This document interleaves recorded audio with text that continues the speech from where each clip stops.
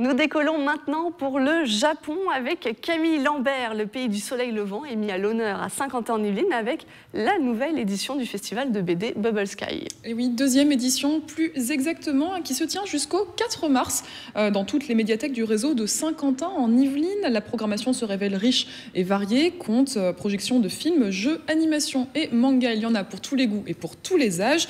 Deux expositions sont aussi installées, l'une à la médiathèque du Canal, c'est Bubble Stick, qu'on voit sur ces images. L'autre est à la médiathèque Saint-Exupéry. Julien Omnes, responsable du festival, nous en dit plus sur ces expositions. Pour ce qui est des Bubble Stick, en fait, c'est un travail qu'a fait la médiathèque du Canal avec le conservatoire de Montigny. Et c'est des stickers faits par les enfants qui vont être collés un petit peu dans toute la médiathèque.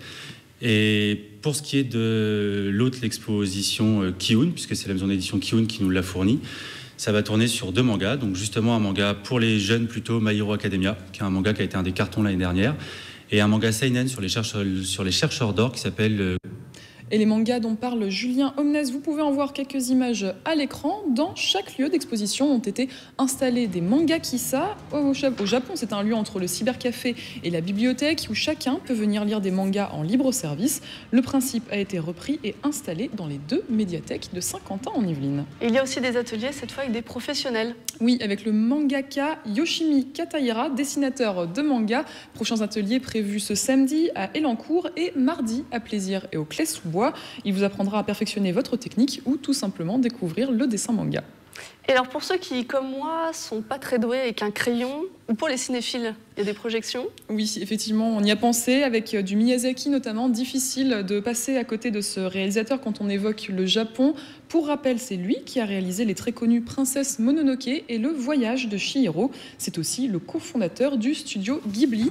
Le 24 février sera diffusé le non moins connu Porco Rosso au Grenier à sel de Trappes. Le film se passe dans l'entre-deux-guerres et raconte l'histoire de Marco, un pilote qui vient secourir les personnes en difficulté à bord de son hydravion rouge. On regarde un extrait de la bande-annonce.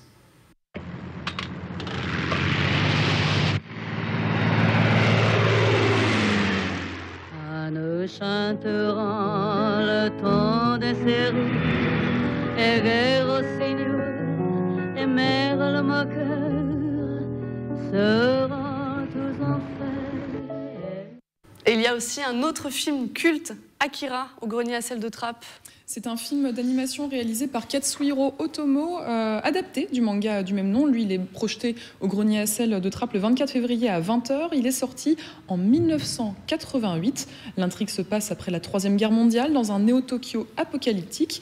Un jeune garçon est capturé par l'armée et fait l'objet d'expériences scientifiques. Il est par la suite mêlé à la légende d'Akira, un sauveur qui serait doté d'une grande puissance. Le film est considéré comme un classique du genre. Last week, on the same night we tried to abduct the experimental subject called number 26, a boy who was in an accident on an old city highway was brought to the lab.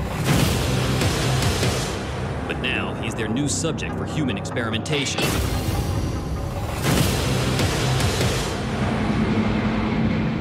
Akira. Pour les ateliers ou pour les films, pensez à vous inscrire. Tous les renseignements sont disponibles sur le site internet des médiathèques de Saint-Quentin-en-Yvelines. Merci Camille. Alors, un mois pour voyager sans quitter l'agglomération, il y a de quoi faire. Exactement. Et